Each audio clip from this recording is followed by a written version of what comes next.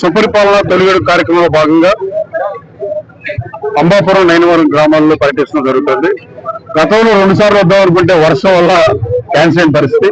దాదాపు ఈ 2 గ్రామాలతో 37-38 గ్రామాల్లో నేను సుపరిపాలన తొలివేడు కార్యక్రమంలో ప్రతి గడపకి తిరిగిన పరిస్థితి. ప్రభుత్వం పట్ల ప్రజలు హ్యాపీగా ఉన్నారు.